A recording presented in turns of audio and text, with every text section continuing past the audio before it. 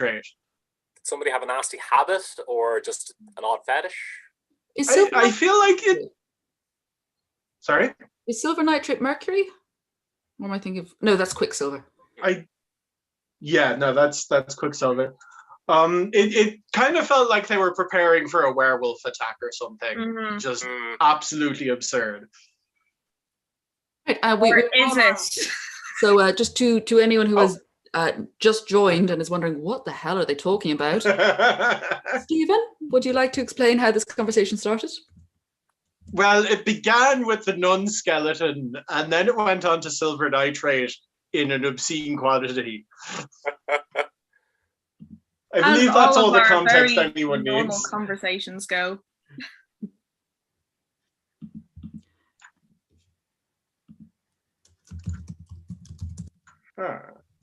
Just sharing the link onto Twitter and Facebook, so if anyone wants to join us, they can. While I'm doing that, does someone want to introduce us? It does have the name Emily Collins Zoom meeting currently. Oh, right. Okay, how do I change it? Welcome to the Emily Collins Zoom meeting. Oh dear, how do I change that? How do I change that? We could be the new parish council meme. Talk among yourselves while I try to work this out. So we are unlicensed oral arts. We are unlicensed and we make art with our mouths by talking about stories and telling stories. And not through any less savory means. Yes. Not present moment. So give us time, like.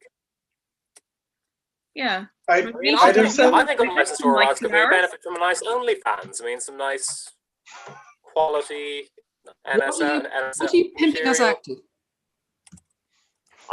I am not pimping us out. I was offering myself. Okay. I'm not going to speak on behalf of others. What sort of OnlyFans would you have, Nisha? Oh, definitely just erotic storytelling. Completely. How does that differ from your normal storytelling? Yeah. I whisper it in ASMR style, and so, more shade and lighting in the background, and I generally put on eyeliner and glitter. Mm-hmm. And do you put on anything else? No. Okay. That's the thrill. In fairness, yeah, I think some of the material tonight is probably going to be verging into the erotic ASMR, to be honest. Potentially. Are you going to? No, last time I was half naked and wearing glitter. We used some of it to highlight my extra nipples. We should have bingo cards for this. So Emily makes the face. Stephen mentions their extra nipples. Nisha and your drink about when we sex. talk about seizing the means of production. Anyone talks about seizing the means of production. Yeah.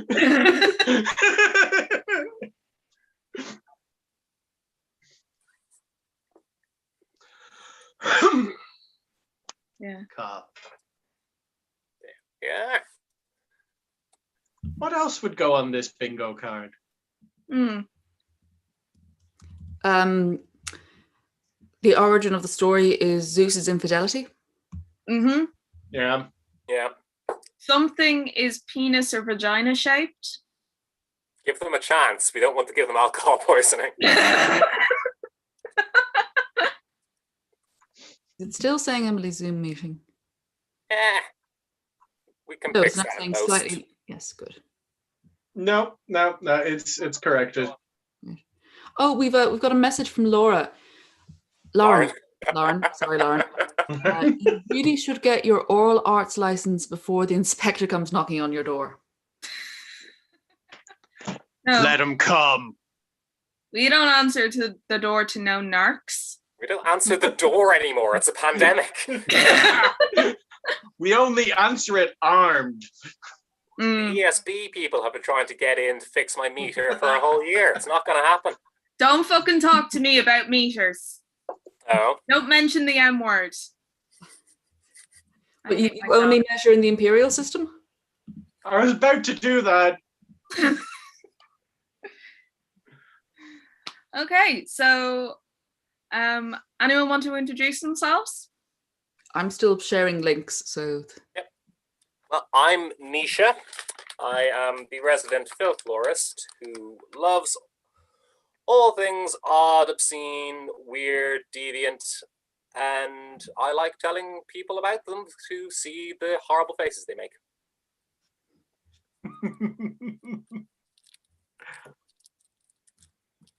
All right. I am Stephen. You can find my work under Hog and Dice, under most forms of social media. Not currently OnlyFans yet, but probably just a matter of time.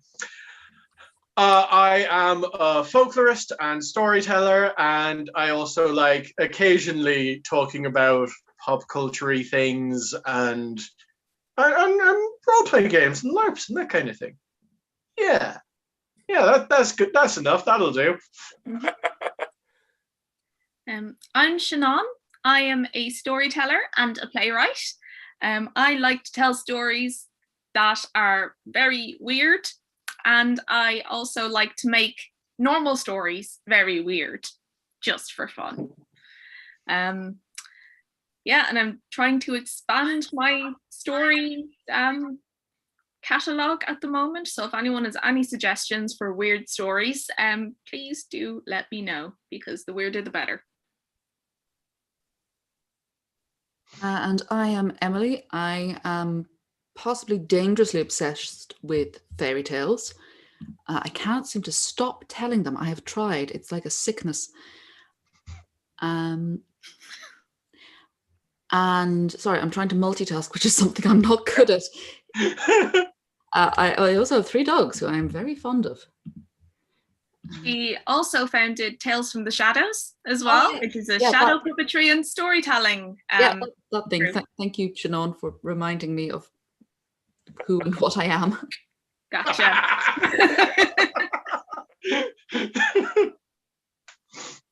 How do I save the changes?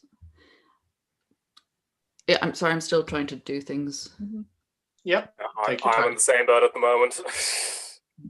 See, this is why we need like a tech person. Well, we just need to get better at the techiness ourselves. Okay. Yeah, I've live streamed on Twitch. I've not done it on YouTube yet. It looks like a more complicated process. I think also because we're in various different locations with very different internet levels. Yeah.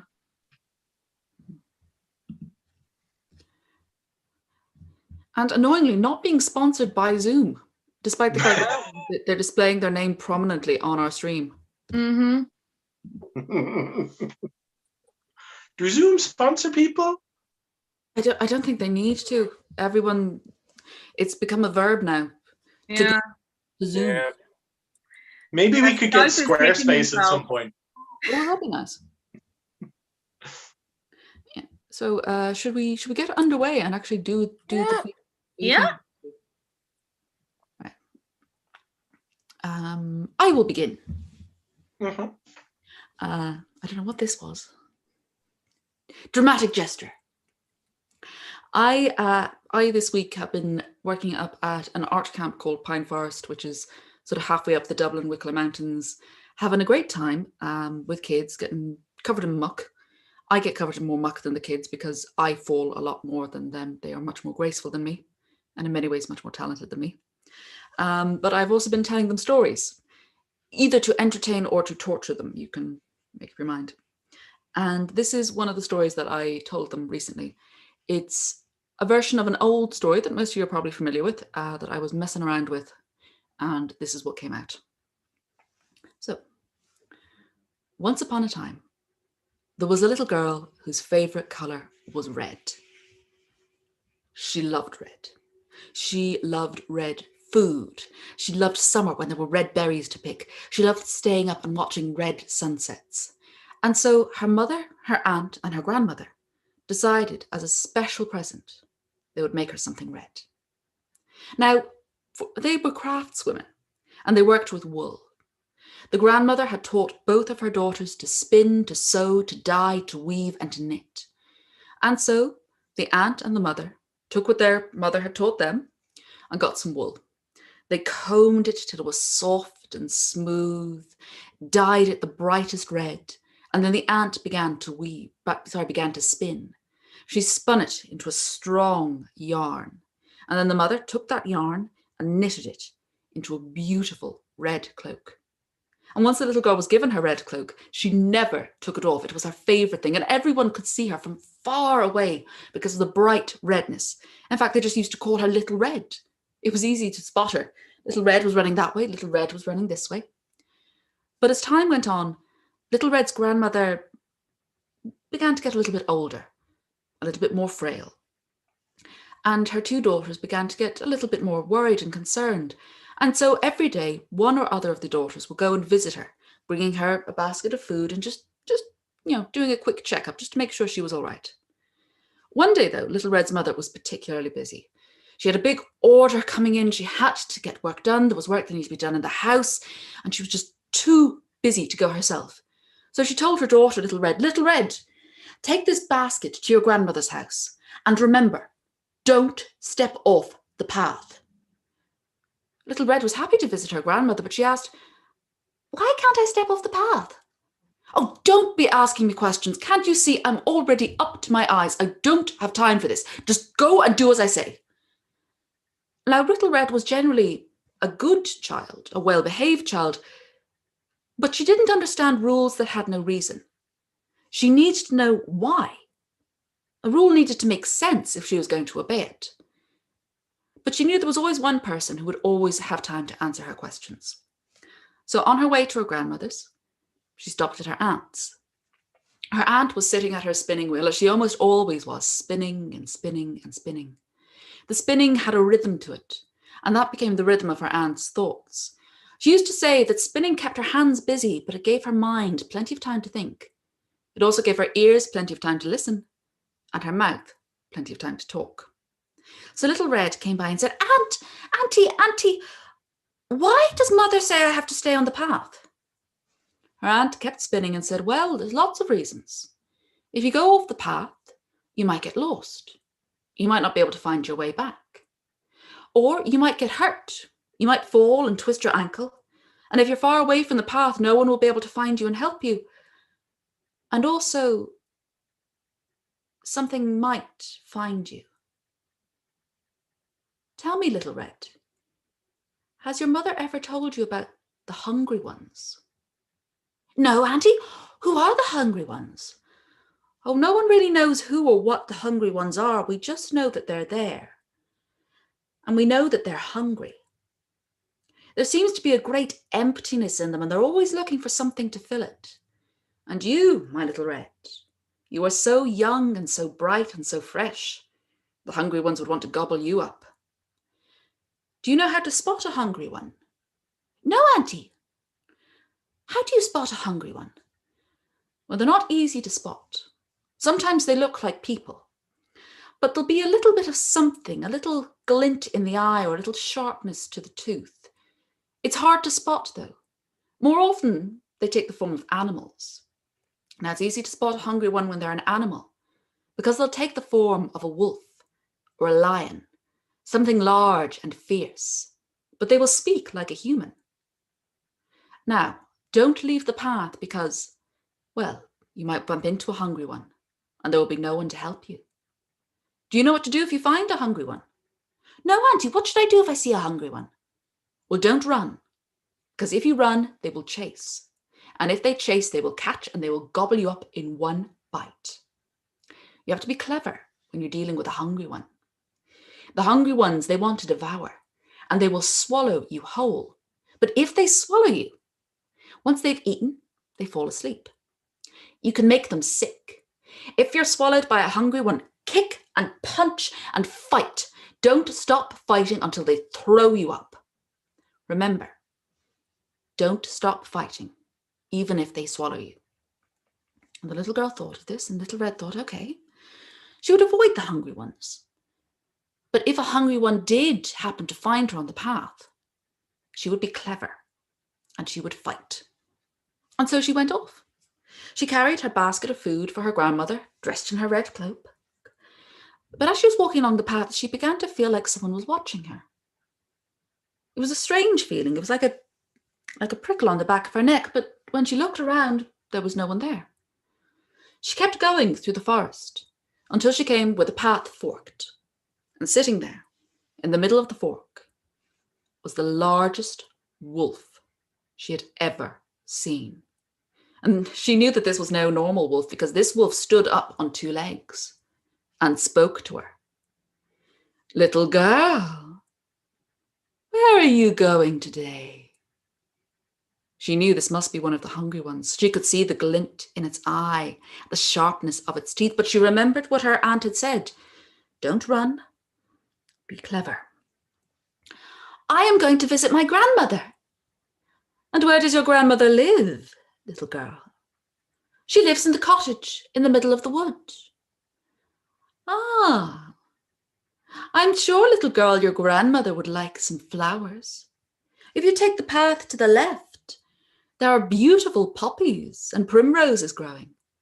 Why don't you gather some for her?" The little girl said she would, and she walked away with her back straight, but her ears alert.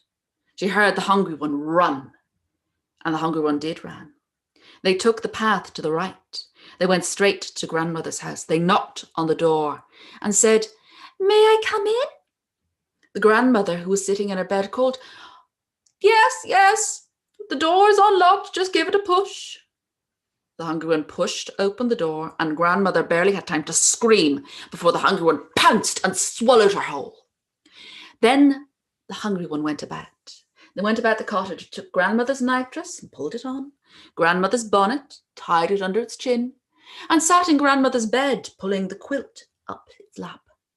But grandmother was tough and fierce. She might be a frail old woman, but inside the hungry one's belly, she began to kick and punch and fight.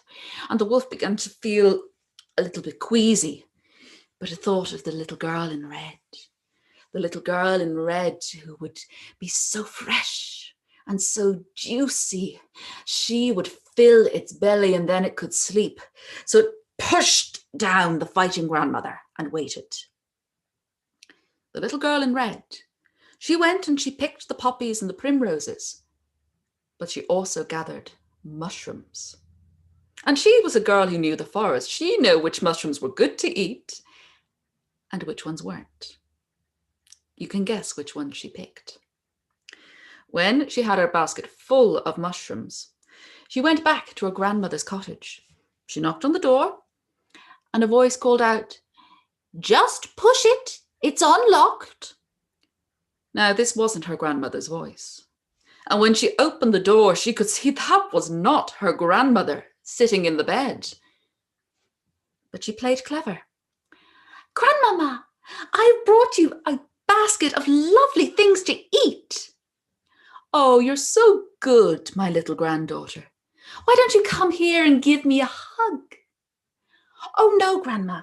I must make you something to eat first and fetch you something to drink." And so the little girl began to prepare the mushrooms. She chopped them and sautéed them. She poured out wine for her grandmother. But when she was frying the mushrooms over the fire, she gathered soot and charcoal and mixed it with the wine. She then brought this over to her grandmother. The wolf devoured them. They devoured the mushrooms. They drank the wine, but they began to feel a little funny. The wine was making their head fuzzy, and the mushrooms seemed to be making them feel incredibly queasy. They felt like they were being squeezed around the middle, and they felt like the stomach was churning round and round, and grandmother was still there, kicking and punching and fighting. The wolf, the hungry one, said, "Oh, my little granddaughter, I don't feel quite well." "Yes, Grandma, you really don't look like yourself. In fact, Grandma, what big eyes you have." "Oh, that's all the better to see you with, my dear." "Grandma, What big eyes you have. Oh, that's all the better to see you with. Grandma, oh, Grandma, you really don't look well. Yes, my little dear, I think I'm going to be sick. Oh, Grandma, you mustn't be sick on your bed. We'll never get the stain out of your lovely quilt. Here, let me help you outside. And so the little girl helped the hungry one to the door. The hungry one threw up everything in its stomach. The mushrooms, the wine, the soot, the charcoal, Grandmama. And they then thought they'd just have a little lie down. Just for a minute. Grandmama, quick as a flash, ran into the house. She and Little Red got to work. They took a great big saucepan and began to boil sausages. When the sausage water was thick, they took cloves and dipped them in so that the cloves would now smell like sausages. They then got stones and sticks and put them together into the form of a girl, who they dressed in the sausage-smelling clothes and wrapped a red cloak around it. They then pushed it outside next to the sleeping hungry one and waited. The hungry one eventually opened one eye. They saw the little girl standing there, and she smelled so good. Are you feeling better, Grandmama? Said the little girl from inside the house. Oh, yes, my dear. Much better. Tell me, do I look better? Well, Grandmama, you do still have very big eyes. As I said, my dear, it's all the better to see you. And you do still have very big ears. All the better to hear you with, my dear. And Grandmama, you do have a great big mouth. All the better to eat you with. The wolf pounced and gobbled them up, swallowing it whole. And their belly now felt full, but so heavy, and they were so thirsty. And they were so tired, they just wanted to lie down and sleep, but they were so thirsty because Grandmama and Little Red had rubbed salt onto the stones and pressed salt into the cloth. The hungry ones staggered off to the river. A drink, they just needed a drink. The hungry one bent over the river where the tide was flowing fast. They bent their head, but as they did, they toppled down, the weight of the stones pinning them to the base of the river. And for all I know, and for all I've said, that hungry one is still there.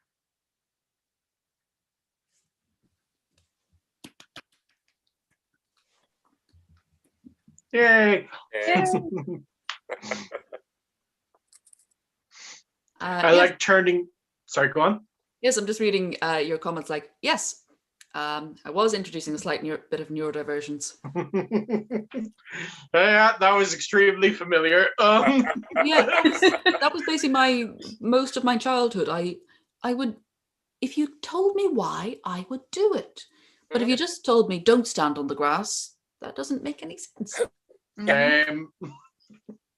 But like, to me, that even goes beyond just like instructions. It was the same for mathematics. I could not understand it, and like I couldn't get it unless I understood what they were trying to teach me. Like, you can tell me 1 + 1 = 2, but you've got to make me understand why it does first. And then you get into logarithms, and 1 + 1 doesn't equal 2 anymore. I know. So that's when I gave up. I really, really liked turning the wolf into an eldritch abomination. Yeah. I've said it before on the channel. Little Red Riding Hood was the first fairy tale that really scared me, because the wolf isn't a wolf. The wolf, the wolf isn't a wolf. The wolf is a metaphor for a sexual predator. But before I got that, before I'd sort of reached that stage of my development, the wolf scared me because it's not a wolf, and it's not a human, and it's somewhere in between, and it's something completely else, and that freaked me out. It kind of feeds into this idea I've had for a long time that the monstrous part of the werewolf legend comes from its human half, not the wolf half. Yeah, I mean, like wolves, they attack for food, and for like defending their territory. Humans attack for fun. Yeah, you get the power of being like a wolf with gnashing teeth and claws, and then the mind of a human and what a human would do with that. Yeah. Like we all know, like say, like cats famously play with their food, like, Mm. but like I've owned a plethora of animals over the years, and despite them being incredibly problematic, I used to love zoos. I used to love going to photo. The only animal I've ever seen being just objectively cruel, apart from a human, was a bloody chimpanzee in Photo Wildlife Park down in Cork. Oh, really? Yeah. Again, I know they can be violent to each other. What was it doing? Or is it something we shouldn't? No. It's distressing, and especially so for any vegetarians. But they lived on an island, and around the island there was a little moat, and in the moat there was a duck family, and a duck with some ducklings was just going by the edge, went in, grabbed it, and for the next 10 minutes, we left before the poor thing died, but the next 10 minutes it was just messing with the duckling, thrashing it around, letting it go, going to grab it again. Really, and I've seen disturbing. I've seen videos online of chimps doing some incredibly fucked up things with other species. Dolphins as well. Yeah. Rapists. You mean the biker gangs of the sea? Well, I mean, sharks, great white sharks, are afraid of dolphins. I've ever heard. Well, the thing is, biker gangs will often have a certain code. Dolphins don't have a code. No. If dolphins were humans, they'd be serial killers. Yeah, dolphins are like the kind of the racist hillbillies of the sea, more so than the biker gangs. We don't get many sharks like you swimming around these shores. Yeah. I don't know what your purpose here is, but it better. God. And on that, Siobhan, I believe in the comments, Lauren has reminded us of a time that stones at you and her and Nisha. Angus. He was an angry Scottish chimp. He was transferred to this sanctuary from Edinburgh Zoo, and you could tell he'd had a rough time while in Edinburgh. Was it Edinburgh or was it Glasgow? If it was Glasgow, I can understand. Yeah. So speaking of animals and cruelty, I'm going to tell you a story. It's a story of the three little pigs, but it's a little bit different. So, Big Mama Pig. She was lying on her chaise lounge and thinking, I have to get rid of these three sons of mine. I mean, they have done nothing with their lives. Really need to get them out into the world and make something of themselves. So she stood up, her jewels glinting off her hairy pig chest in the sun, and she called her three boys to her. She said, boys, I'm going to give you just $1 million each, seed money for your enterprises. And the boys said, what, only $1 million? Mama, what are we going to do with $1 million? She said, boys, this is tough love here from your mama. You need to go out into the world and figure out who you are. So off the boys went with their measly $1 million each. And, well, the first pig goes walking along the road and he sees a man carrying straw. And he thinks, straw. I can make beds with straw. And I do like beds. I do like lying around in beds all day and doing nothing at all with my time. I'm gonna go make beds. So off he goes. And he buys $1 million worth of straw and starts his mattress factory. Now, the mattress factory, it was set up close to a wood. And in that wood, there was a weary traveller. And he was starving. He'd been traveling for miles and miles and miles, You see, his brother recently been killed. His brother, he was a caring and kind wolf who had worked as a carer for the elderly.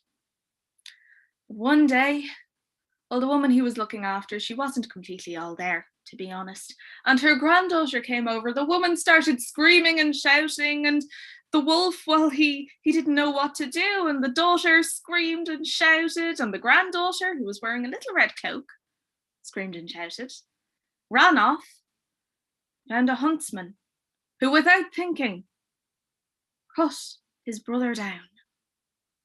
Well, it wasn't safe for them to live there anymore, so off he went. Traveling, he ran as far as he could, as fast as he could. But now he was getting tired and hungry. And he came to the edge of the woods. And he saw this mattress factory. So he decided, okay, I'll stop here. I'll try to get some work. I'll do it. So up the wolf went to the mattress factory, and he saw the pig road testing his mattresses, one by one, lying down, taking a nap, waking up, going to the next one, taking another nap, and on he went. So the wolf, he went up to the pig and he said, well, I'm looking for a little bit of work. I'm so hungry, I'm so tired. I just need a job just to keep me going. And the pig said, fine. You can lift all of these heavy mattresses and move them to the other side, and then you can deliver them all to my customers in the morning. And I'm just gonna lie here and take a bit of a nap. So that's what the wolf did. He lifted the mattresses from one side of the mattress factory to the other, and then all through the night, he delivered all of the mattresses to all of the customers in the local town. By the time he got back, he was so tired and so hungry. And the pig, he said, well, I suppose you can have some of that stew I have left over. I mean, I've polished off all of the caviar already, so, well, that's gone. And the cheese as well, the cheeses are all mine, but you can have a little bit of that stew, just what's left in the pot. And, well, the wolf, he was happy for anything, really. Just any little bit he could get. And then the pig gave him his wages. You see, the pig had sold $3 million worth of mattresses that day. Do you know how much that wolf's wages were? 20p. 20 pence out of that. And now I know I'm mixing my currencies, but come on, this is a fairy tale. So the wolf, he went to sleep. He didn't even get a mattress to sleep on. No, he had to sleep on the floor of the mattress factory. But he kept working with his 20p a day. But the pig, well, he soon got tired, and he wasn't a very good businessman. So after about a week or so, the mattress factory, thank you, Nisha, shut down for good. By this time, the wolf had only made €1. I'm going to stick to this switching currencies thing. He'd only made €1. But it was enough. It was enough to get him to the next town over. So off he went to the next town. And now the second pig brother, he had set up in this town. And he thought, you know what I love more than anything else? Curling up in front of a big roaring fire and going to sleep. So he went into the lumber business. Sticks. What he did was he cut down tree after tree after tree and sold it to the very people who used to cut down the trees before. So the wolf, he arrived at the lumber factory. He found the second pig brother and he said, look, I've just left the mattress factory in the last town and it closed down and I really need another job. And the second big brother, well, he'd been in contact with the first pig brother who had blamed all of the mattress factory's failings on the workers, of course. The only worker being the wolf. So the second brother, he said, look, my brother's told me all about you and how you ruined his factory with your greediness and your lack of work ethic, but I'll give you another chance. If you can carry all of these logs, and it was half a forest worth of logs, mind you, all of these through the town and deliver them to everyone who I've sold them to, then I'll give you 10p a day. So off he went. Well, one job's better than no job, isn't it?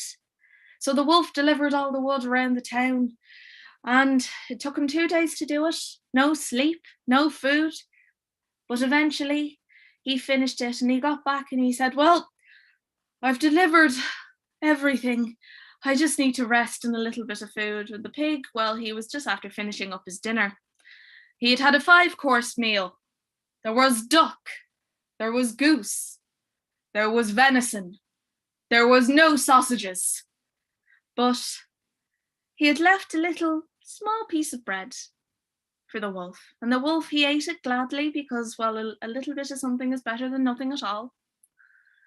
But a week passed. And the wolf, well, he'd only earned 50 pence by this stage. And the lumber mill shut down. The pig had been too greedy. He cut down all of the trees and not thought that maybe he should save some for later or maybe plant a few more. So it was done. It was over. And the wolf had to move on to the next town. And at the next town, he met the third big pig brother. Now, the third pig brother had picked the worst, the most foul, the most devious profession of them all. He'd become a landlord. He invested in bricks, in mortar, and he took everything from the people who needed to live within those bricks and mortar. He took every penny. He charged them for windows. He charged them for doors. He charged them for cracks in the wall that he called air conditioning. And the wolf, well, he took the only job that the third pig brother had going. That was rent collector. The third pig brother had him working day and night, day in, day out, collecting the rent from all of his tenants. Now the wolf, as he collected the rent from all of these tenants, he started to learn their stories. The 3 billy goats who lived in one tiny room, who had fled the tyranny of the troll from under the bridge. There was the 3 bears, big family of bears, who had had to escape this blonde maniac who had eaten all of their food and slept in all of their beds. There was the little fairy Tinkerbell, who lived in a tiny shoebox underneath the stairs of the same building where the bears and the goats lived, who had been ditched by her beautiful boyfriend Peter for some hussy from London. More and more stories he learned. And he learned that the ones on the top, the 3 pigs, well, they were taking everything from these people. And the wolf, he huffed and he puffed and he started a revolution. He blew up that town, metaphorically, in their minds. They gathered together and they marched on the home of the 3 pigs. Now, the 3 pigs were a little bit scared of this because they'd never seen the proletariat in action before. But you see, these were bourgeois pigs. They didn't think of the power of the people coming together. So this wolf, having experienced all of the horribleness that these pigs had done and all of the people who had been oppressed by the pigs, they rose up. And the pigs ended up running back home to their mammy, who took them back in. But the people, they took control of the town. The wolf became their first mayor. The billy goats, well, they ran the police force. Goats, they can kick very well. Tinkerbell was the entertainment secretary. And the three bears, well, they formed the public housing executive so that no one would ever sleep in someone else's bed again, because they'd always have their own to go to.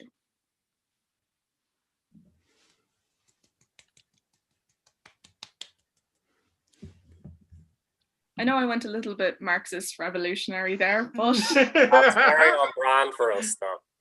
Yeah. It wouldn't be one of our sessions if someone didn't. yeah.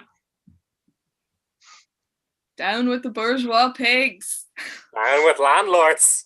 I don't know why, but I was kind of envisioning Mama Pig as like a faded Southern belle. Oh, definitely. Like she's Yeah. there serving iced tea and mint juleps. And her three sons, Elon, Jeff, and Bill. Yes. As you can tell, dear watchers, we're very subtle. Masters of subtlety. Yeah. But like, I hate all of these stories always demonizing wolves. Like, they're not all bad. They get a rough go of it. Whereas pigs are pricks. Yeah. Well, pigs are very clever. There's a reason the phrase bourgeois pigs exists. Yeah. Clever doesn't necessarily mean good, though. Yeah, pigs are good at working together. They'll work together for a common goal. We've all read Animal Farm, though, right? I haven't actually. Really? Is sometimes the common goal is oppressing the proletariat. I was thinking about when the cases where pigs have got together to kill the farmer who was raising them for slaughter. Mm-hmm. Yep. I've heard about that, actually. Yep. Apparently they're also very clean animals and make really good pets. They are extremely clean animals. They get much bigger than you expect them to. They're massive. I love seeing stories of people who think they bought micro pigs and it's just a baby normal pig and they end up with this giant thing. Roughly the same size as a couch. And they don't know how to sweat properly. No, most animals don't. No, they choose not to sweat. I wish I had that choice. If you don't sweat, you have to pant instead. Mm-hmm. I don't mind that. Means people would talk less. Yeah, but can you imagine like wearing a face mask and starting panting? It's bad enough if you've had to speak with the compensation. You can tell how anthrocentric the world is at the moment, that like we think our main advantage over other animals is our massive intelligence. It's mostly the ability to sweat. And we're the ultimate pursuit predator. Mm-hmm. Nothing can go as long as we can on land. That's how we kill everything. We just follow it until it gets tired. We'll just wipe you out. We are also We're the fucking Terminator. We're very easy to distract. Sorry, Like, oh, shiny. It's our one weakness as a species. Metal. I will start to trade this for goods. Yeah. But then we get capitalism. Yeah. I mean, that's a downfall, definitely. Yeah. All right, but the porridge was mentioned in that story, wasn't it? Yes, it was. And we've now started talking about gold. Mm-hmm. I'm looking at you. I don't know if you can see which screen. I think the screens are all different places, so it's very difficult to tell. Yeah. Mm-hmm. So, Nisha, I believe you said you had one that follows on from Chanel's. Well, on pigs. When I was a good bit younger, around Easter, there was a farm just a bit further south from where I live that where I lived, where we'd go because there was a petting farm, there was an Easter egg hunt every year, and it was great fun. Like, we made an annual tradition. And one year, we went there to pet the animals, and I was hanging around with my father near the pigs. And everyone was there feeding them bread rolls because we didn't know that bread was an awful thing to feed to animals back then. And there I was, just a sweet little innocent child, little bread roll in my hand, proffering it out to the little piggies. And then my father pokes at his own arm with his own bread roll, dangerously close to my little arm. And out of nowhere, the largest pig you've ever seen just charges like a Hyundai running an amber light. Goes straight for the bread roll, but its beady little eyes spot something juicier. My tender flesh. It roars, and like a blur, the vicious beast locked its jaws on my arm. I screamed in terror, wrenched my arm away, and the pig, its meal denied, settled for the bread. My father was still proffering from his hand. I looked at my father, and I only knew betrayal in my heart. And to this day, when I close my eyes, I can still see that pig, my blood dripping from its mouth as it squeals in anticipation. Though my family do like to remind me that the pig didn't actually draw blood. Suffice to say, I'm not the biggest fan of pigs, but I'll tell you, back in the day, pigs were all the rage in Ireland. Everyone used to own a pig. They were the most popular household pet. Not only are they good for what meat eaters call food, but they are great diggers of land. And despite the reputation, as we mentioned before, they are incredibly clean. They're very, very intelligent. And I'll tell you, two people who love pigs, Pruach and Rucht. They were two swineherds who lived on the border between Munster and Connacht in Ireland. Rucht worked for the She King Ochel in Connacht, while Pruach worked for Bob Darrig in Munster, who a good friend of mine once described as the creepy uncle of the two of the Danann. Despite the fact that their masters did not get on, Pruach and Rucht bonded over their mutual respect and admiration for pigs and hatred for sheep. Whenever there was a good fall of acorns in Munster, Pruach would invite Rucht to bring his pigs south, just as when there was a good fall in Connacht, Rucht would invite Pruach north. They'd spend their days happily in conversation, extolling the merits of pigs, making tasteless jokes about sheep. But as time went on, Ochel and Bob Darrig began to grow more angry towards each other. Their conflict began to bubble over, and it went down to the swineherds. Year after year, they demanded more and more from their poor workers, and this took its toll on Pruach and Rucht. They worked longer hours, they took fewer breaks, they even had to take to pissing in bottles and shitting in paper bags. Because although they were guaranteed bathroom breaks in their contracts, the pressures put upon them by their employers generated a toxic environment where they felt the only way to keep up with the demands placed upon them and therefore keep their jobs, was to refuse optional breaks.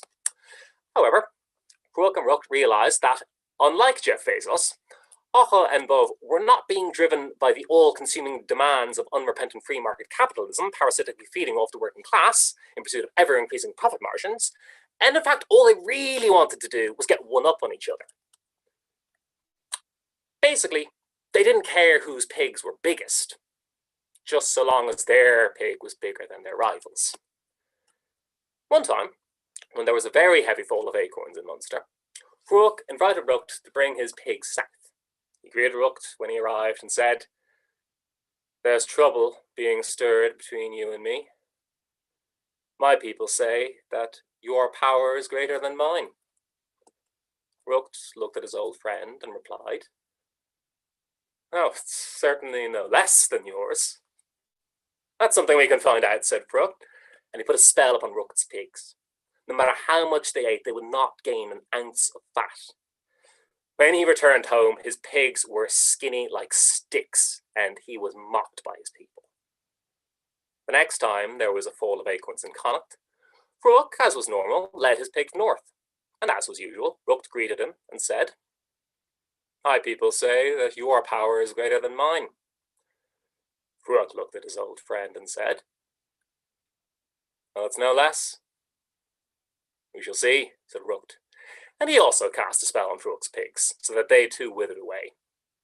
Cruach returned to Munster, and neither swineherd ever invited the other north or south again. And while their masters really did care most about beating the other, that didn't mean they actually wanted skinny fucking pigs either. Cruach and Rucht were both dismissed, without severance, and due to the paucity of the social welfare system in ancient Ireland, they found themselves jobless, homeless, and angry. Unable to realise that what they should be doing was uniting against their common adversary, the bourgeoisie and proto-capitalist system, instead they turned on each other, a tale as old as time for the working class. Have you ever been so angry that you've turned into a bird? Cruach and Rucht did. They met on the border of Connacht and transformed into two hawks. They flew high into the air, screeching loudly, clawing at each other with sharp talons. For 2 years, they circled the skies over Munster and Connacht in the form of the hawks, but they still found themselves evenly matched. So, they transformed themselves into two water beasts, gnashing teeth and invasive tentacles, and for the next 2 years, they fought up and down the length of the Suir and the Shannon rivers. But still, they were evenly matched. Then they became two stags. Gathering two herds to them, they laid waste to each other's lands until there was nothing left but dirt and stone. Then there were two warriors, naked and screaming, trading blow for blow. Then there were two demons of the air, whirling ahead, screaming. And then there were two peisht, great worms raining down snow over the other's lands. But then they began to grow weak. Cruach and Rucht fell from the sky, turning into two tiny maggots. One fell in the River Quan in Cooley, and the other in the Spring of Garad in Cruachanai. Two cows, one in Cooley, one in Cruachanai, leant into the rivers and drank the two maggots. Their bellies swelled, and from them were born two bulls. From Ulster came Don, the great brown bull with thick hide, broad shoulders. He could charge with the strength of a bear, fight fiercer than a lion. He was taller than a tree, and he was strong enough to carry 30 teenagers on his back. And from Connacht came Finn Banach, the great white-horned bull of Cruachanai. His horns and hooves gleamed like alabaster, while his hide was blood red, as if he'd bathed in gore. His eyes were bloodshot, and its bellow was so loud that it shook the earth. Their bodies were strong, but their minds were that of bulls. Slowly, they forgot their past, until all that remained was their hatred for each other. And that's why you should unite against the bourgeoisie and not fight your fellow working class citizens. Kill the bull, don't become the bull. Exactly. I think we should have another square on this bingo. Someone becomes pregnant in an unconventional way. Someone becomes pregnant with a thing that they have eaten. Like specifically that. Well, given the fact that my mission, and the reason I was telling that story this month, is to start doing all the stories from the Ulster cycle, that's going to come up an awful lot. Yeah. That's a lot of stories and a lot of weird pregnancies. I think it's 84 actual, tellable tales. I thought you were about to say 84 weird pregnancies. No, only 80 weird pregnancies. The other 4 tales have none. I'm just imagining, ancient Ireland in Ulster, a wife, goes down to her husband and said, "Honey, I'm pregnant." He's like, "What did you eat? Where did you sleep?" She's like, darling, about 4 weeks ago, it was your brother's party. We got drunk, and then, one thing led to another. What were you drinking? No. Did you accept a cup from the fairies? I mean, this goes into what I've said, that, there was no sex in Ireland before the Late Late Show, which is why we have so much death in our stories. I think it was partly down to the massive prevalence of oral sex in ancient Ireland. People thought that's how it was being delivered. Oh, because they would do that more than normal penetrative. Well, I say normal, but you know what I mean? The bog standard make a baby sex. Well, there is that story about the judgment of King Cormac. Cormac? I don't know. The mysterious pregnant lesbian. Oh yeah. Oh, that's a great one. Yeah. All right. I don't have a clever segue for my story because it doesn't coincidentally interlock with anybody else's. We don't plan this out. It just happens to lead into each other sometimes. Mhm. All right, so yeah, I'll do the other story. So living in the liminal space that exists where the counties Carlow, Kildare, and Laois meet, somewhere in that bizarre interdimensional plane lived a man named Michael Roberts. Michael Roberts was said to be a necromancer, though in the stories I found, he doesn't actually do an awful lot involving the dead. So he was something of a trickster with his magic. So he was really more of a necrochancer.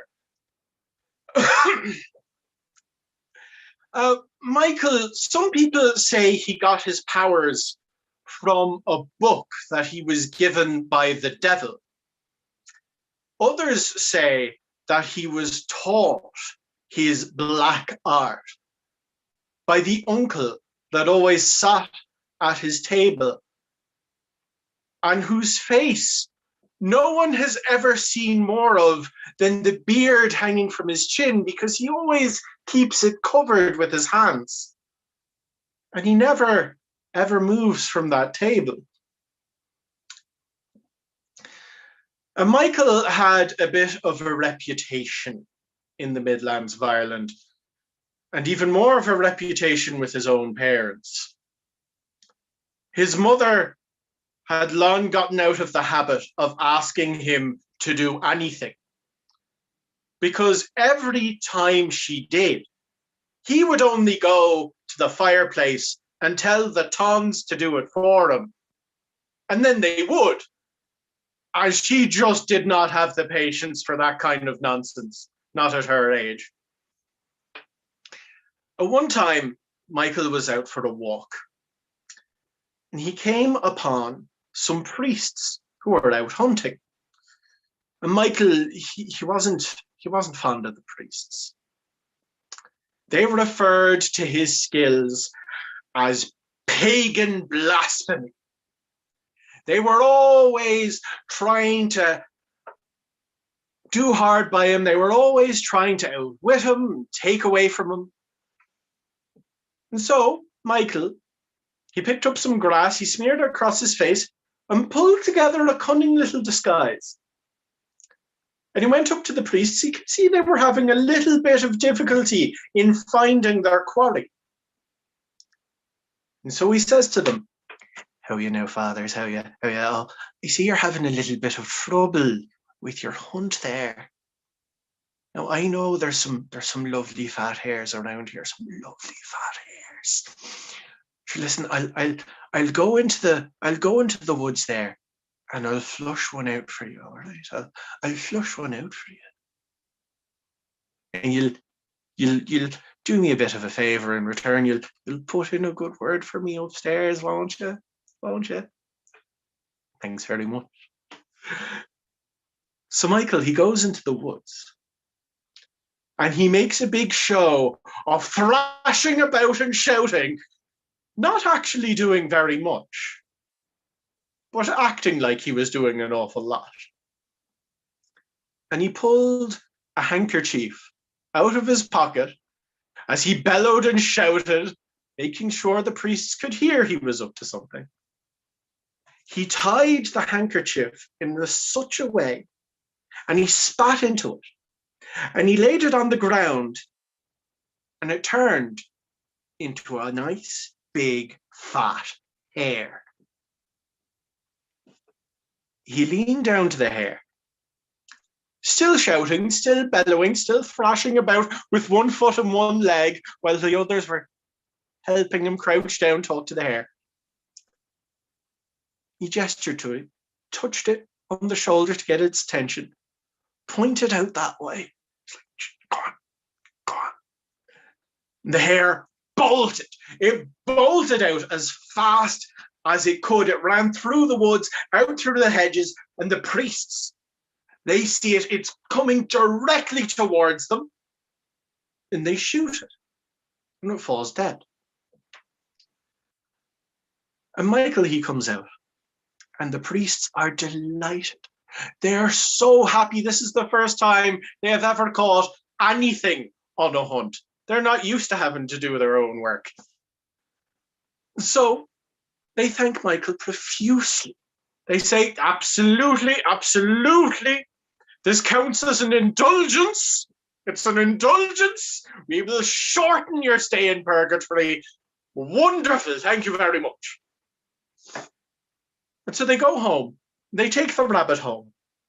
They skin it. And they put it in a pot. And they boil it and they cook it. And just as they're serving it up, just as they've cut off a little bit of flesh to place inside their mouth, isn't it only then when they're chewing on it, it turns back into a handkerchief soaked in Michael's spit?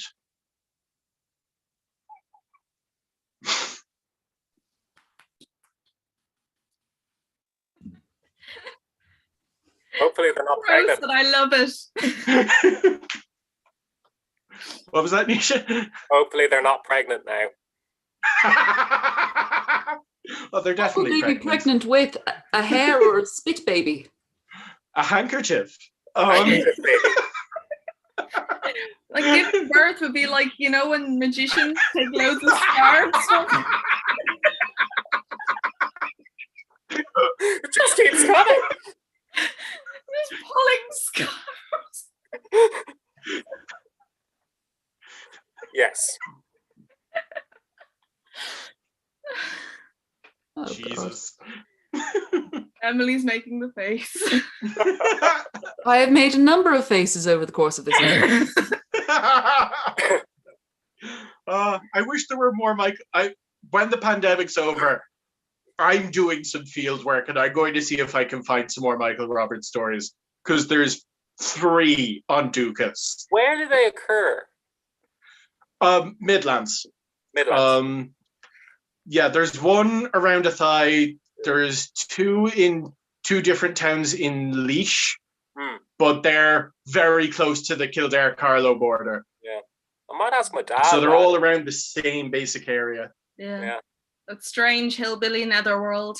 Like when my dad was between like 5 and 10, he grew up in what then was very rural County Dublin. So he would have been exposed to a fair amount of lore from around. Like he knows stuff that he forgets that he knows it, because I've asked him questions before, but he'll just come out like a year later with some random piece of information relevant to what I asked him about 2 years ago. And what I have found is oddly consistent. It feels like there was like it's part of a larger lore that I just can't find. To me, just from what you've been talking about it definitely feels like one of those of like Michael Roberts may well have been a real person who had a bit of a reputation as a trickster, who then just managed to accrue lots of trickster tales in the area around him. Yeah, like the getting implements to do his work for him, like the fucking like Mickey Mouse and Fantasia, is consistent. Getting the book from the devil is consistent. There's even uncle is the man with the hands over his face a consistent feature. The uncle only featured in one, but there's stories from when he was younger and there's stories from when he was older. Ooh. Have you thought of maybe looking at the census records for that area? I might do. What's really funny is that if you look up the name Michael Roberts on Dukas, you'll get 4 story entries. 3 are the stories about the figure, and 1 is from an informant named Michael Roberts. But also, I'd imagine that there's probably lots more in the actual archives rather than probably in the manuscript collection. I'm at the moment trying to translate some of Tygo Mercada's stuff from Kerry for my video on Avertuck and the Undead. And like I'm having to transcribe that and then translate it. So I'm very busy with my archive work at the moment. On Undead stuff, I think I might have mentioned that there's a really good documentary on an Irish archaeological crew who found some weird deviant burials up in, I think it was in Mayo. Okay. And I was really started watching that when I was trying to do Avertuck for Halloween 2 years ago now. Jesus. Mm-hmm. Some interesting, relevant information might be worth checking out. If I can find the link. Absolutely. Yeah, please do. All right. Now we've each told a story. It's about 8:10. Do we want to continue, or will we? Well, I have the Dionysus medley. Will we give that a quick go? Yeah, I have my Japanese ghost story. Ooh, It's quite yes. short and snappy. Okay, yeah, we'll have All right. Yep. 2 more stories. See what faces I end up making. Who wants to go first? I don't mind. I'll go first. Cool. Okay. So I haven't really told this one before, so it's kind of new, but see how it goes. So in the city of Tokyo, there was a slope called the Slope of the Province of Ki. Nobody knows why it was called the Slope of the Province of Ki, but there you are. That's what it's called. On one side of the slope, there was a deep moat with very deep waters. You couldn't see the bottom of it. And on the other side was the walls of an imperial palace. Now, in the days before street lights and lanterns, it was a very lonely, very dark slope, and pedestrians wouldn't go up there after sunset. They would go for miles around rather than travel up this slope because there was a Mujina there, which I am probably pronouncing completely wrong, but there you go.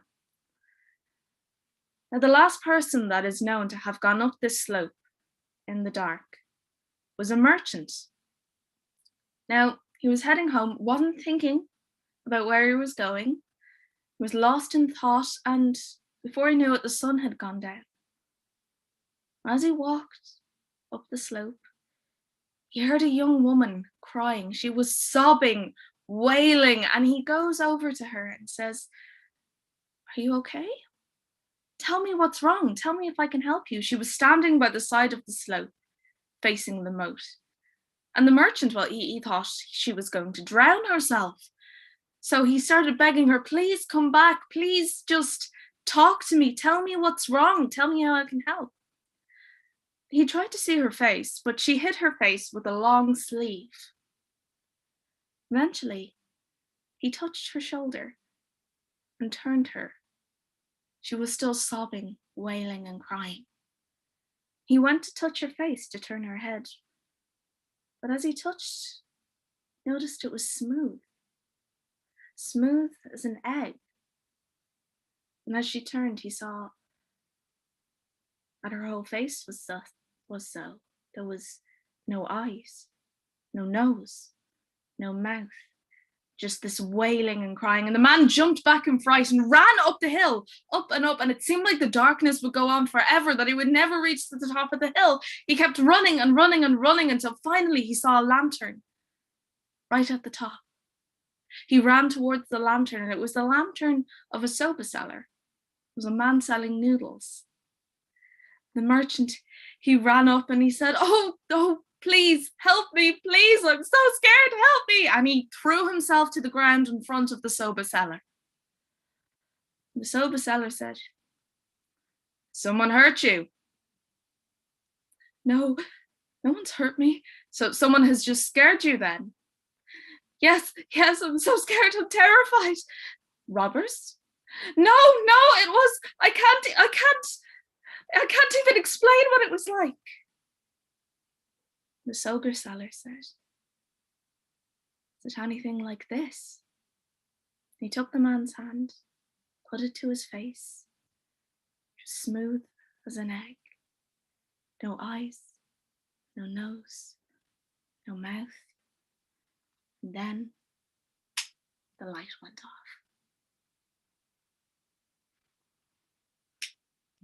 And then the light goes back on. And no probos.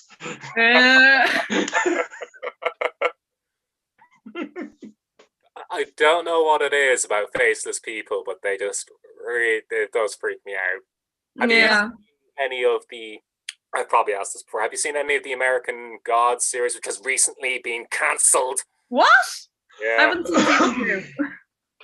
They do, lots of the servants of Mr. World are just those faceless blobs. Nice and creepy.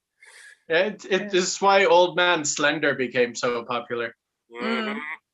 Good old right skinny there jeans. in the center of Uncanny Valley. You know that story from Lafcadio Hearn's Japanese ghost stories? Ooh. Mm-hmm. They're so good. They're like the Japanese stories, they do creepy so well. Like, because it's not even jump scares, it's just like this like kind of awful feeling in the pit of your stomach, but they're so good.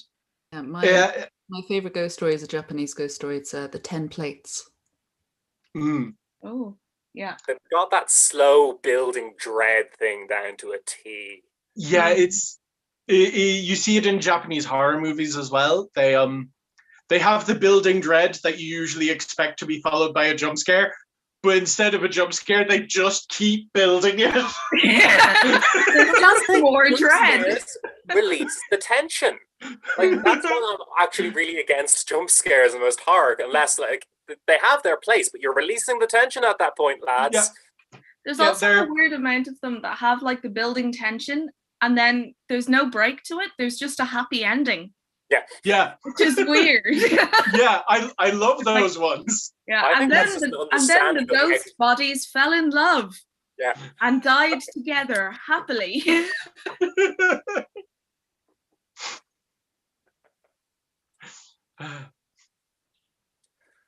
Yeah. The thing that's always gotten me about jump scares is that they're basically the fart jokes of horror. Yeah. And like fart jokes, they have their place, but it can't be your entire thing. No. Yeah. Definitely not. I've gotten pretty snobby with jump scares these days. They just don't do it for me anymore. Yeah, I always find that like horror films that kind of lean too much into the jump scares, you just get kind of bored waiting for the next jump scare. Mm-hmm. Yeah. Like, and they don't find it necessary to fill those like gaps with plot either. It's just people running around with knives. Yeah. I have found though, I seem to be having a lot of jump scares in my actual life. Oh yeah? Like not scary things, but just suddenly turning a corner and seeing a family member I wasn't expecting and suddenly Oh, I'm the jumpiest person in the world, Lauren would tell you. Like, I am convinced someday I'm just going to open the door to the bathroom and she's just going to be quietly waiting out there to go in. And because I didn't hear her, I'm going to have a heart attack. I also recently got noise-cancelling headphones. Yeah. Which in some aspects are great. Not great about if you want to know who's in the room behind you. No. Because my work karate chopped my father in the neck when he snuck up behind me when I had headphones on. It's really bad. I often, like, when I'm doing like my paper cuts and things, I work in the kitchen and I've got a trestle table that's pushed up against the window, which is lovely, but like all the kitchen then is behind me. So if I've got my headphones on, I've no idea who's there. I have been jump scared by my dog. And you guys have met my dogs. They are the least scary things you can think of. They are basically small, cuddly teddy bears. They're also not very quiet. No, they're very, very noisy. They, but there's the padding, but also they snore so loud. But that has been a problem because Mimi's the eldest and she's a bit old. So sometimes she'll be under my feet snoring away, and then she stops snoring. And then I have to go check if she's still breathing. Yep. Yeah, fair. Yeah. Yeah. I keep forgetting how old Mimi is. I know. She's an elderly lady. Mm. She's just started on heart meds and they've made a huge difference to her. Good. Oh yeah. Yeah, she was getting there was a dog vomiting bug going around. I don't know if any of you heard this, but yeah, it was causing. No. Yeah, well, it was like in lots of like radio news things going, oh my God, there's a dog sickness going around. It's this canine COVID. No, it was just a vomiting bug, and because everyone's bringing their dogs to the same place, they were all picking it up. But she got that, and she just didn't quite recover from it. She was sort of wasn't quite back to herself. Like she couldn't walk more than 10 minutes. We brought her to the vet. She's now on the heart meds. Grand, running around, playing with her toy squirrel. Good.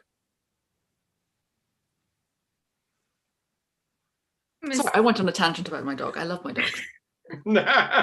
Dogs are always an acceptable topic of conversation. Exactly. I desperately want a dog or a cat, but I know I can't keep it in an apartment and it's killing me.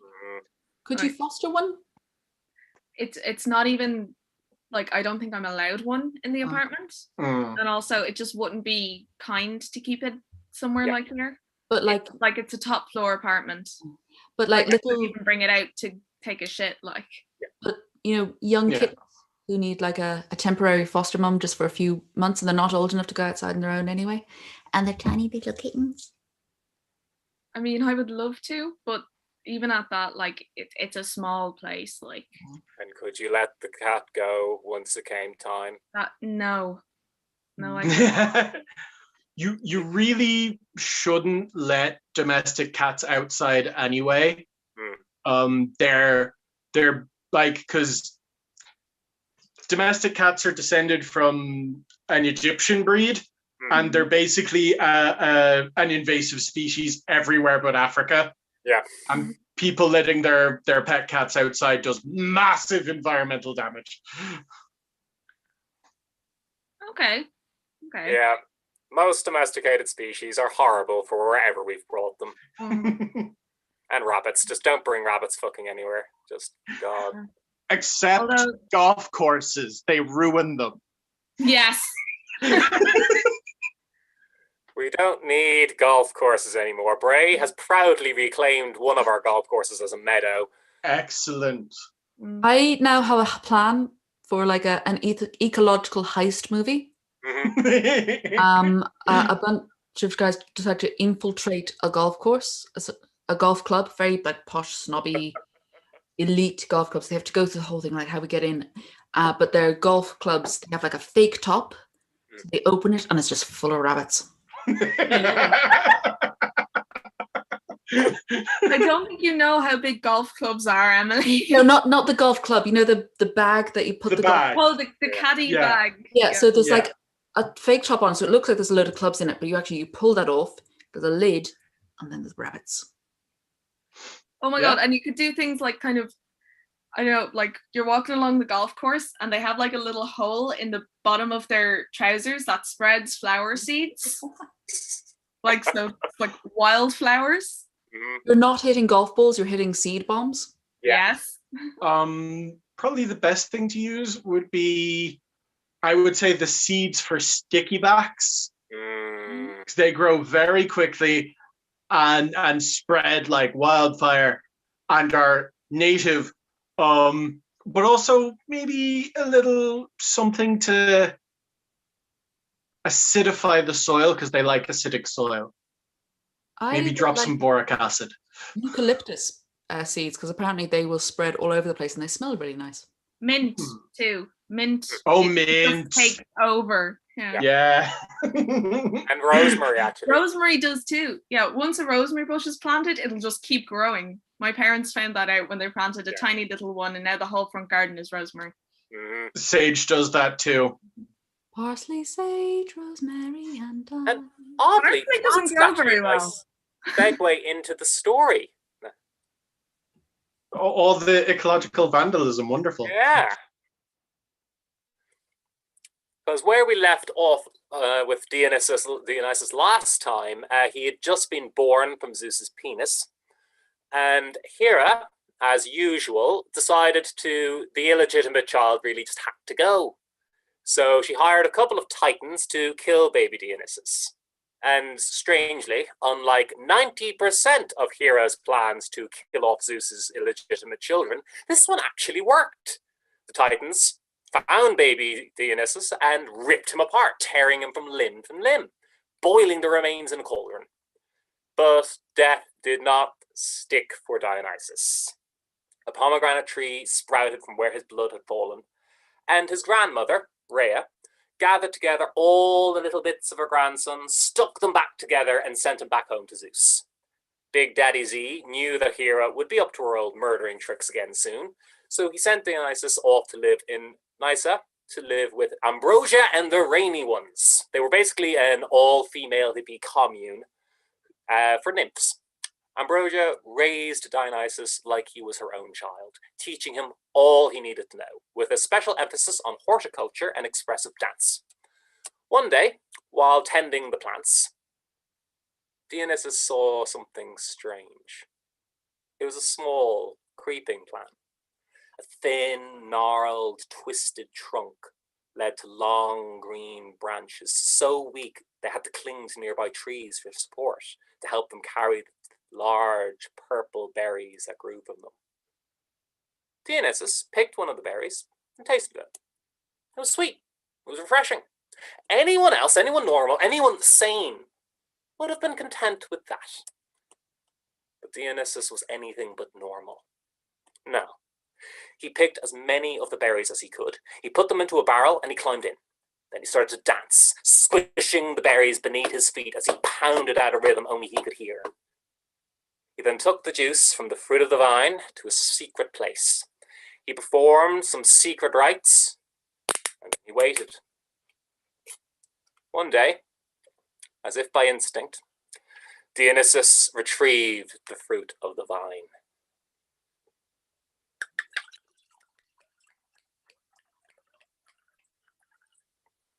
And he took a long drink.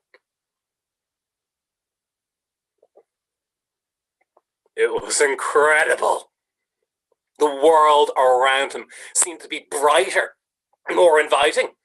He felt fantastic. Yes, his head was swirling, and his body seemed to have to ratify all of his commands by committee, but he felt too incredible to care. He started giddily laughing and dancing. The next day, he woke up. Now, I would like to remind you that as a baby, he was literally ripped limb from limb by titans. I tell you this so you understand the weight of what I say when I say that when he woke up after his dancing, it was the worst day of his life. His head felt like somebody had dropped a boulder on it. He felt like he'd been shot out of a rhino into a pit of glass. Everything hurt. But Dionysus, well, he just laughed. He opened his bloodshot eyes wide and just laughed and guffawed. Now, the next day, he went and gathered more of the fruit of the vine, and he created more of the special drink. And he introduced it to Ambrosia and the Rainy Ones, and they loved it almost as much as him. And while the hangover the next day was pretty damn intense, Dionysus bade them party on. Things tend to get a bit hazy at this point. Dionysus went on a bit of a bender around the Middle East, introducing the vine to all he met. He woke up years later in India. His head was pounding, he was out of booze, and he was pretty sure he'd skinned a guy in Damascus. Returning to Nysa, he found that Ambrosia and the Rainy Ones had been at work. Renaming themselves the Maenads, the Raving Ones, they had increased production of the fruit of the vine on a massive scale, and they now encouraged Dionysus to bring it to the Hellenic world. Dionysus and the Raving Ones gathered the saplings of the vine and as many filled amphora as they could carry, and they set off, eventually coming to a stop near the land of the Adonai and King Lycurgus. Now, Lycurgus heard that a bunch of women dressed in furs and a bearded guy had shown up outside his city and were now inviting the locals to join them in their drinking and nightly orgies. He didn't react well. He didn't really like the idea of some cult setting up shop outside his city, and this one was particularly mad. The leader claimed that he was the son of Zeus, that he had been dismembered, brought back to life, and that he was also a god in his own right. To honor him, everyone should drink his toxic berry juice and rip small woodland animal creatures apart. And dancing. There was definitely something about dancing. He didn't like it. Lycurgus gathered together all his men, and he decided he was going to take them out. He was not going to stand for some crazy drug-fueled cult to set up not on his watch. No siree, Bob. Lycurgus was the original tough on drugs, tough on the causes of drugs king. He marched with his men into Dionysus' camp, and after one of their more debauched parties, everyone was really hanging bad. They woke to the screams of their comrades as Lycurgus' men began to cut them down, knocking over the amphora, spilling the fruit of the vine as it mingled with the blood of the Maenads. Dionysus awoke groggily to see Lycurgus bearing down on him, sword raised to strike. He stumbled to his feet, but he would have been too slow had Ambrosia not intervened. She threw herself on Lycurgus and told her foster son to run. Dionysus fled, diving into the ocean as Lycurgus cut Ambrosia down. The rest of the raiding ones dispersed. Their vines were burnt, and Lycurgus thought the matter was settled. Some time later, he woke in his palace to see thick greenery, ivy, covering every surface. The roots had sprouted up through the marble floors and were now crawling around everything, including his own throne. And there, in the center, was a small shrub, the vine. Its thin tendrils weighed down by sweet berries, and by the roots was a golden jug filled with a dark red liquid. The palace was quiet and still. Lycurgus felt a great thirst overcome him. He rushed forward, drained the golden jug, and smacked his lips. He could hear the beat of his heart growing louder in his ears. His head began to swim, and Lycurgus began to laugh. A terrible, uncontrolled laughter that echoed in the empty halls, racking his ribs as his chest heaved as he guffawed and guffawed. His world twisted. Lycurgus stumbled around in a drunken haze. He'd never felt so alive. Then he saw a beautiful woman. He felt the blood flowing to his loins. He took her roughly in his arms and kissed her. She tried to push him off, but he persisted. The fruit of the vine demanded he did. And as king, he was not used to hearing no. He threw her on the bed and took her. And that was the last he knew. He woke later, and the sun had disappeared. His brain was melted. And he could hear his mother crying. He looked over at the beautiful woman from before, and saw his mother, swaying back and forth, her face in her hands. Lycurgus jumped like a horse bitten by a snake and fled the room. The ivy had gone now. All that remained was the empty jug and two large masses of vines, standing tall, bound to stakes. Lycurgus fixed his eyes on the vines and fetched his knife. He knew them for the evil they were now, knew that he had been right all along. He took the knife and began to prune the vines. He started low, cutting 10 little stubby vines from the bottom of each. The vines began to shake. The rustling of their leaves sounded like screams. Lycurgus moved higher, cutting 1, 2, 3, 4, 5, 6, 7, 8, 9, 10 tendrils from one, and then 10 from the other. The vines shook violently. The screams grew louder. He moved higher. 2 coils, one either side of each vine. Snip, snip. Red juice splattered his face as the vines began to tremble and the leaves begged for mercy. But Lycurgus had no mercy. Two swift cuts from the large protrusion of berries that were on the front of each vine were gone, red wine oozing from the gaping holes that were once there, as the vines shuddered weakly. A laugh echoed through the hall. Lycurgus turned and saw a man sitting on a throne, an overfilled cup in one hand, his eyes fixed on the vines. Lycurgus looked again. Not vines. His wife and son were there. Blood dripping from the stumps that were once their feet and hands, and the two gaping holes that were once their ears. The mask that had been their noses. Dionysus continued to laugh. He then took a long drink, stretched the cup out to Lycurgus, and said, "Looks like you could do with a drink." And after that, well, the people of the Adonai weren't really too impressed with their king, and naturally they felt it was time for some dramatic government reform. Similarly, they removed Lycurgus from office in the traditional manner by feeding him to the man-eating horses of Mount Pangaeus. Dionysus, meanwhile, was missing his mother. The death of Ambrosia had really brought up some serious shit for him, and he felt it was time to deal with the death of his biological mother.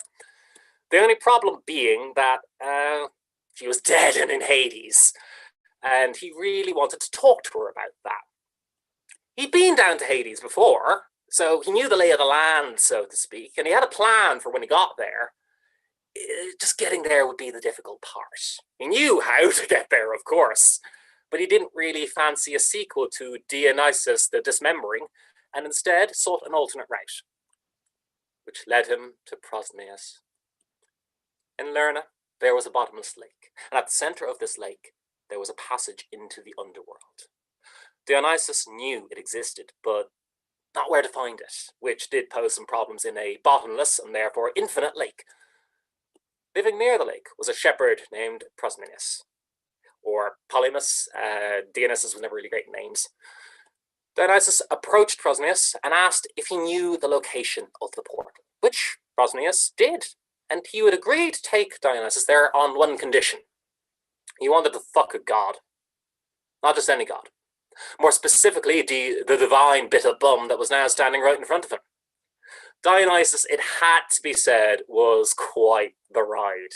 He had that sex appeal that only the truly hedonistic train wrecks of individuals possess. And he was pretty well built. Ecstatic dancing and thrice weekly orgies did keep the pounds from excess drinking off, and did wonders for his core strength. Polymus looked the god of the vine up and down, and he liked what he saw. "Should we do this now, or?" he said as he removed his tunic, exposing his petite Hellenic member. Now, Dionysus usually was never one to turn down a half-decent cock, but he was in a bit of a hurry. And the recently resurfaced trauma surrounding his mother was a major boner killer. He promised Polymus that he could get to diddle with the divine, but only after he had rescued his mother from the underworld. And Prosmius, knowing that a good boy who takes care of his mother is both bound to keep their word and likely to enjoy the experience of a phallus of the anus, agreed to let Dionysus to the portal. Dionysus arrived at the gates of Hades, and the three-headed hound Cerberus growled at his approach, bearing 3 sets of vicious teeth. And Dionysus put his plan into motion. He took out a golden jug filled with the fruit of the vine, and with great ceremony, he began to pour it into the cup. If you've ever seen Ally McBeal, just imagine John Cage before a trial. He drained the cup, another, and another. And to be honest, it gets a little bit hazy at this point. Jesus came here.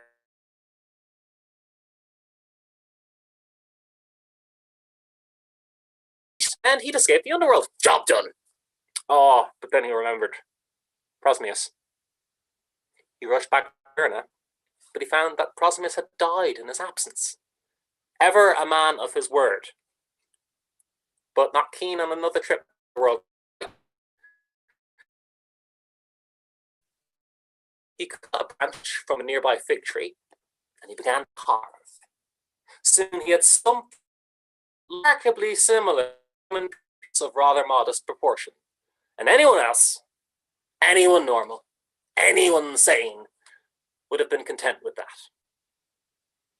But Dionysus was anything but normal.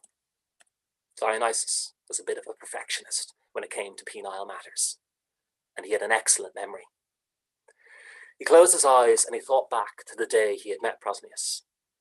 Images started to form, quite clear, but they could be clearer. So he began to drink. Images became clearer still. And the closer and closer he got to the same level of intoxication he had been at when he first met Prosmius, the clearer the images became in his head. And then he saw it. The petite Hellenic member. Every crease, every fold, every raised vein, every detail as clear as day. He took his knife and he began to carve, lovingly shaping the glands and the foreskin, even the frenulum, all in exquisite detail, were transferred directly from his mind's eye to the fig wood. And when he was done, he took the wooden phallus and he placed it atop Prosmius' tomb. He then lowered himself onto the... Look, if you want me to describe a Greek god getting anally penetrated by an all-too-realistic figwood dildo, please do subscribe to my upcoming OnlyFans, but this is not the place for that. Suffice to say that that day, Dionysus, the god of the vine, kept his promise. And that is how Dionysus invented the dildo and discovered the joys of prostate pleasure. Yeah, I had heard family members going past the door at a particular moment.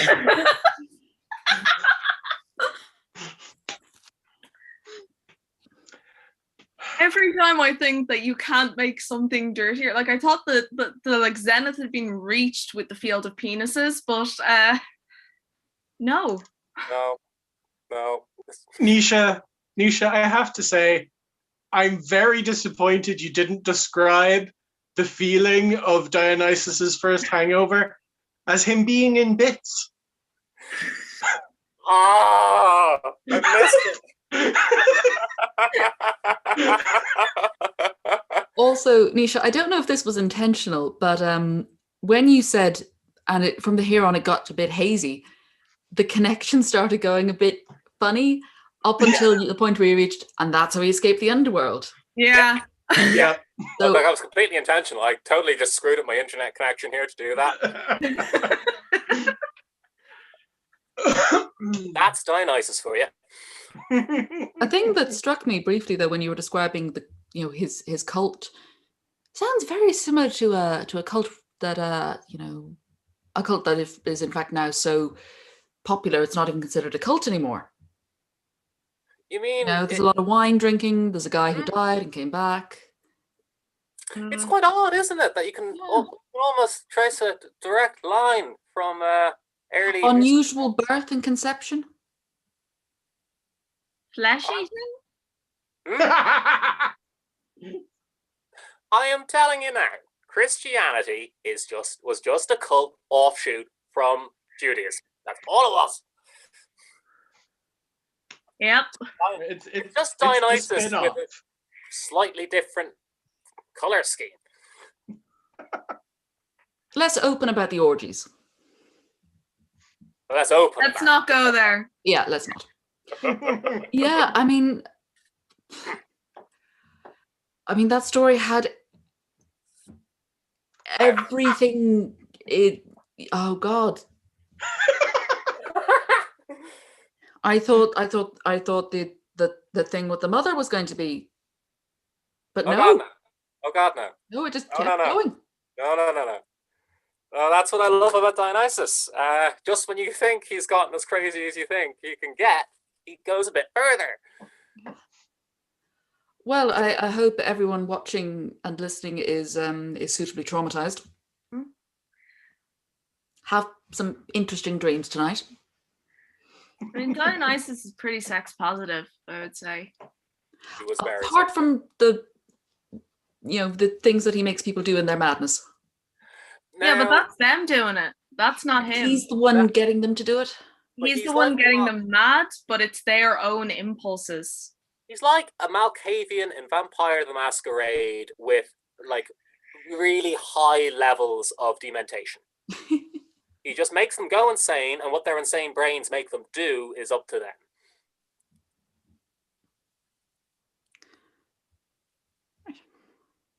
And on that,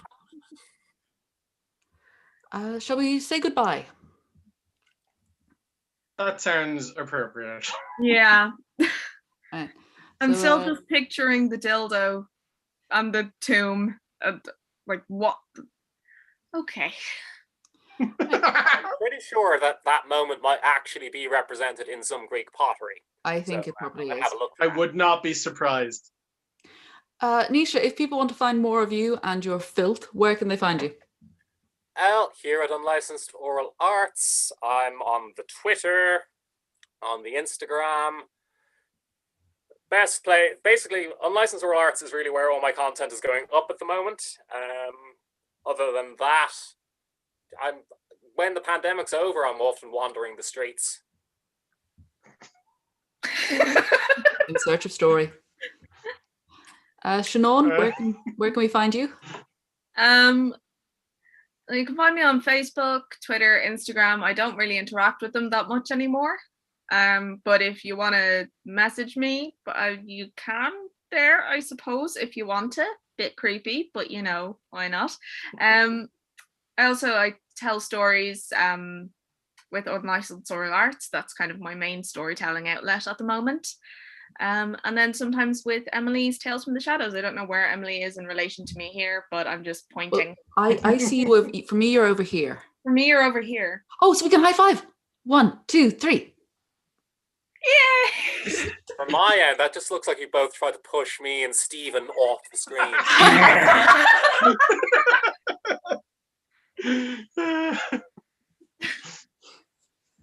Right, Stephen, where can we find you? Hog and Dice everywhere, every platform, pretty much. Don't bother trying to interact with me on Facebook. I don't use it really because it's a dying platform. My website is also good, and I should have a video going up on the Unlicensed Oral Arts channel this week, I think. It's going to be about how much I hate the Brothers Grimm. It's seasonally appropriate because it involves Easter. I have been waiting for this. I feel like all of your videos, Stephen, they're just ragging on someone, and I am so here for it. I'm not doing it on purpose. Actually, every time I start researching something, I find someone has been a shitheel about it.